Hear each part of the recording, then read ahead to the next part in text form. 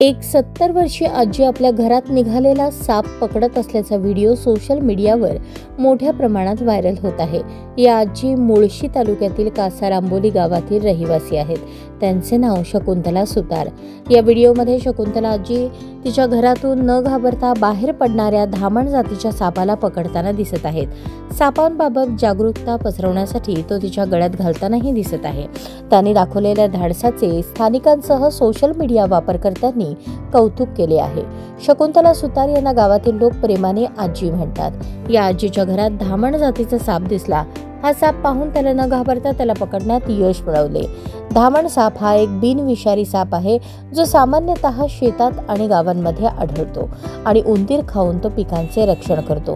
शकुंतला आजीने सापाला सुरक्षितपणे पकडलेच नाही, तर लोकांमध्ये सापांविषयीची जागरूकता निर्माण करण्यासाठी तो साप तिने आपल्या गळ्यातही घातला। शकुंतला सुतार या स्थानिकांमध्ये स्नेक ग्रँडमा म्हणून ओळखल्या जातात। त्यांनी गेल्या अनेक वर्षांपासून साप पकडून जंगलात सुरक्षितपणे सोडले आहेत। त्या 70 वर्षांच्या असून त्यांचे धाडस आणि आत्मविश्वास वाखाणण्याजोगा आहे। धामण सापाला पकडून त्यांनी संदेश दिला आहे की सापांना पकडून मारण्याऐवजी त्यांना सुरक्षितपणे पकडून जंगलात सोडले पाहिजे। व्हिडिओ पाहिल्यानंतर लोकांनी आजीच्या धाडसाचे आणि शौर्याचे कौतुक केले आहे।